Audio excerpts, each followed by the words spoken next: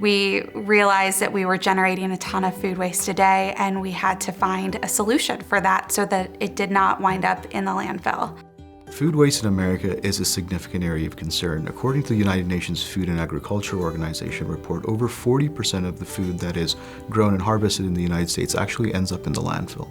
The University of Notre Dame has set for itself in its comprehensive sustainability strategy 6 key goal areas to help us steward our environment. Waste is one of those goal areas. I got involved from day one. It was kind of the project that I started out working on as an intern, and obviously it's a long scope project. Our sustainability intern researched the pros and cons of composting, which many universities across the country and globe do. It really became a matter of, is this feasible, and what's the best way to solve the problem? There were a few cons that were concerning for the university: exposure, the risk of rodents and leakage, and just the odor. It's unpleasant and very space intense, as well as just a laborious process. For a lot of reasons, composting was not viable. The grind-to-energy system is pretty basic. Basically, it works like a big garbage disposal that you'd have in your sink at home. It grinds up food waste that comes off of people's plates, and it pumps this slurry. Whenever the tank starts to fill up, a sewage truck pipes it out. The reason why it really works for campus is it's a very flexible system. 99% of our food waste can go into the grind-to-energy system. It's really just putting stuff down the garbage disposal. It produces 3 main products. It goes through an anaerobic digester, which is basically a big tank with bacteria in it, and it produces a gas product, which is methane. It's burned and turned into energy.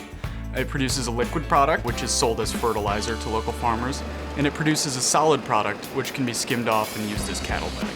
So it's almost zero waste system. By us sending our food product to Homestead Dairy, they're able to mix that with their manure and other contributors' products. We're helping them create enough electricity to continuously heat the farm operation on site, as well as sell it back to the grid.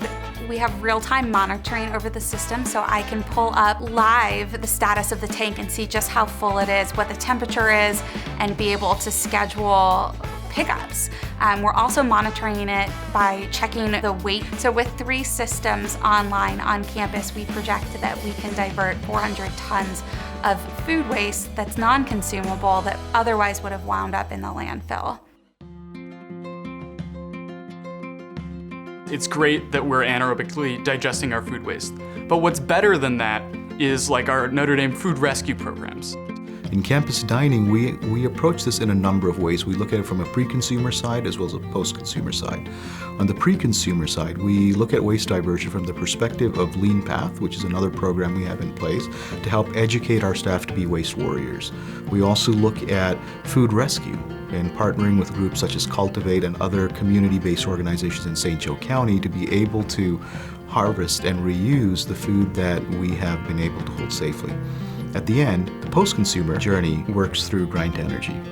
We're working on influencing behavior to share what is being diverted, because ideally we'd like to waste less, we'd like to feed the hungry. There was a big gap where the rest of the food was being sent to the landfill, and this is keeping that food that can't be consumed by people out of the landfill. By measuring this and diverting it, we're realizing what our personal contribution is. It's really deeply satisfying as an engineering student, and especially as someone interested in sustainability, to see a problem and inefficiency can be easily solved by a system and then be a part of that rubber meeting the road. It's really a great implementation of engineering problem solving in a sense of, not only are we solving our waste problem, but we're using that as a product to create tangible assets.